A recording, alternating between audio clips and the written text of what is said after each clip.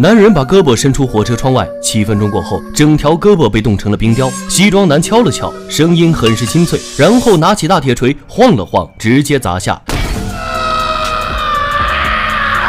底下的人大气都不敢出，要知道他只是朝富人扔鞋子而已，就要遭受这种酷刑。在未来，为了阻止日益严重的温室效应，世界各国发射代号为 CW7 的冷冻机，原计划是将全球温度降至可控范围，没想到却导致了一系列的连锁反应，使整个地球进入冰川时期，绝大多数人都被冻死了，而幸存下来的则躲到一列永动列车里。这辆列车围着地球一直不停地跑啊跑，此时已经跑了17年，在里面人被分为3、6、9等。富人在车头，每天吃牛排开派对；中产在车身充当打手和士兵；没钱买票强行蹭上来的穷人，则在车尾接受暴力统治。里面十分狭窄，挤满了人，空气中弥漫着狐臭、腥臭和体臭，每天只能吃黑不溜秋的蛋白块。不仅如此，前面的人还会派人来抢小孩，一有违抗就会遭受酷刑，比如前面扔鞋子的男人。这种持续性的压迫必然导致车尾穷人们的反抗，而克里斯便是这群人的领袖。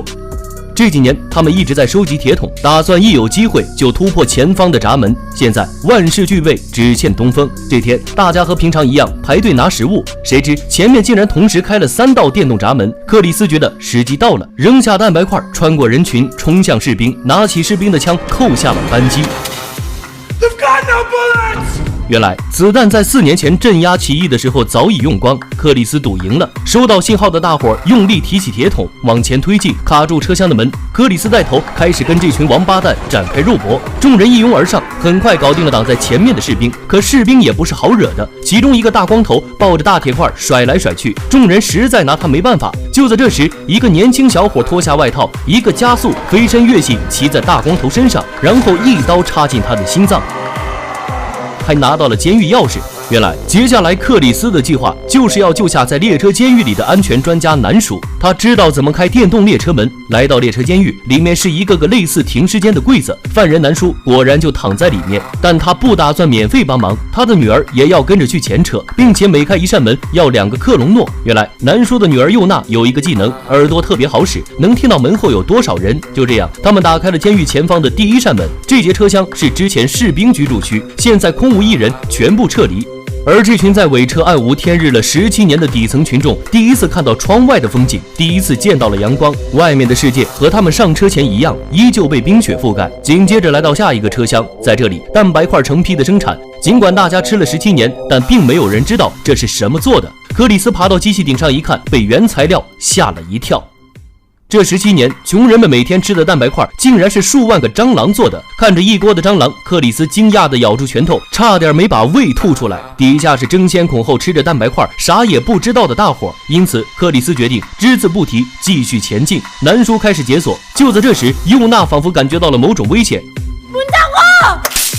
但是为时已晚，门开了，迎接他们的是一大批戴着头套、拿着斧头的壮汉。由于没有子弹，大家仿佛回到远古时期，开始使用冷兵器。壮汉们对着穷人挑衅，嚣张地拿出一条鱼，一个传一个，相继割开，让斧头沾上血液，然后就杀了过来。但穷人们也没在怕的，一点也不犹豫，直接上去开干。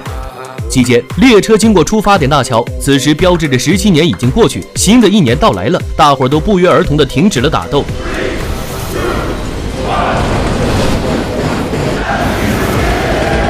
这时，富人管家梅森走了出来，大骂穷人没有良心。他认为，当年列车首领威尔福让这些没有车票的平民上车，已经是大发慈悲，他们还有什么脸要求更多，甚至公然反叛，将刀刃朝向统治者。说完便下令屠杀。克里斯怒了，直接一把斧头扔了过去，简直是胡说八道，把我们当奴隶还不让我们反抗，这像话吗？可这次梅森竟然没有发飙，而是拿起望远镜对着他们狞笑。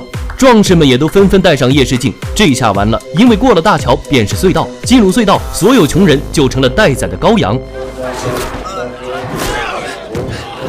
就在危机时刻，一个小孩在车尾拿到了一盒火柴，在大家的呼唤声中，他点亮了火把，然后开始传递，从小孩传到青年，从青年再传到壮年，不停地向前奔跑。星星之火可以燎原。很快，火把到达战场，穷人们成功扭转局势。希腊神话中，普罗米修斯为人类带来火，而在这里，火为穷人们带来胜利。还没有反应过来的梅森腿上被一把斧头砍中，克里斯抓住了他，逼迫他下达了停战的命令。列车从隧道出来，自己最好的兄弟竟然牺牲了，他低头悼念，决定继续前行。克里斯威胁梅森带他们去前面车厢，梅森为了活命很快倒戈。为了不再发生那么多流血，克里斯组了一支队伍继续往前，其余人则留在这节车厢养伤。果然，在梅森的带领下，没有人再出来暴力阻拦。下一节车厢是绿植区，所有人被眼前的景象震撼。两边是长满果实的果树，到处是盛开的鲜花，还有专门的人负责培植各式各样的瓜果蔬菜。继续往下一个走是水族馆，除了观赏鱼群，还有专人做寿司供贵族们食用。车尾的几个人17年来第一次吃到了除蛋白质以外的东西。梅森刚张嘴 No. You eat this. You know what that's made of?吃饱后，他们往下一个车厢走。这里是幼儿园，坐着的都是富人们的孩子。老师正在讲课，说好听点是教书，但其实是洗脑。这时，车厢的门打开了，一个光头推着一车新年蛋走了进来，彬彬有礼地送给大家吃。不仅富人有份，穷人也有，气氛十分融洽。就在所有人都放松警惕时，光头直接从车里掏出枪。另一边，女老师也掏出枪，独臂男直接中枪倒地，但女老师很快被克里斯队伍里的年轻人一把飞斧解决。这时，电视切换了频道，克里斯最亲近的导师被士兵枪决，愤怒的克里斯也当即射杀了梅森，带着剩下的几人继续往前走。这辆列车越往前走越奢华，但同时也越堕落。穷人们在车尾，饭没得吃，穿没得穿，澡都没得洗的时候，车头的富人们终日喝酒跳舞，美容院、牙科、裁缝店应有尽有。此时此刻，不知道发生什么的富人谨慎地盯着闯入者，大气不敢出，真够讽刺。克里斯也不打算找他们麻烦，他的目标是威尔福。很快，他们来到了桑拿房，士兵们也赶上了他们。在这里，年轻人和士兵同归于尽，找孩子的黑妹也受重伤，奄奄一息。他请求克里斯一定要活到最后，找到自己的孩子。现在队伍里活着的人只剩下克里斯、南叔和佑娜，他们成功来到最前面的车厢，而这次再也没有追兵了。头车的大门就静静地立在那里等待，而此时的南叔却死活不愿意开门。原来南叔有着自己的打算，他要打开另一扇通往外面的门。克里斯觉得他是克隆诺吸食太多，脑子瓦特了，离开列车会冻死的。可南叔却不这么认为，他发现血迹线越来越往下移，因为火车每次经过大桥的时候，他都会偷偷观察外面的飞机残骸。他发现最近几年飞机上覆盖的雪已经开始融化，以前看不到飞机的尾翼，现在已经露出来大半个，而且雪和冰也越来越少，雪花也变得越来越稀薄，这意味着温度在升高。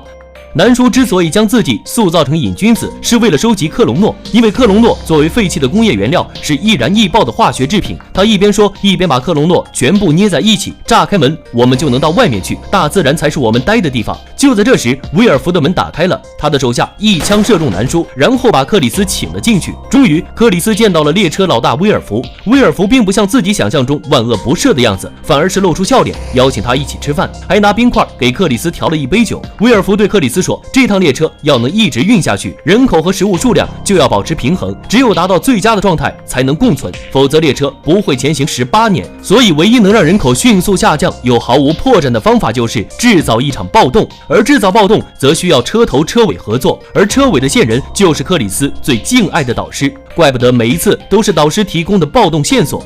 这么多年来，每次暴动，威尔福和他的导师都配合得天衣无缝。但这一次，威尔福觉得导师老了没有用，便击杀了他。紧接着，威尔福将克里斯带到永动机面前，希望他在头车继承自己的位置。这趟列车需要有更强壮的人来维持平衡，这样所有人才能活下去。此刻，克里斯的世界观整个坍塌，看着永动机，看着即将到手的财富，他动心了。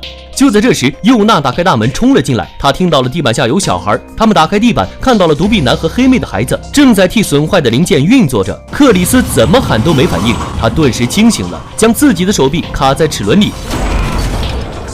把孩子救了出来，然后把仅剩的火柴交给了佑娜。既然永动机的运作需要靠残害小孩维持下去，那不如毁灭吧。佑娜点燃了炸药，南叔和克里斯在爆炸的一瞬间护住了佑娜和孩子。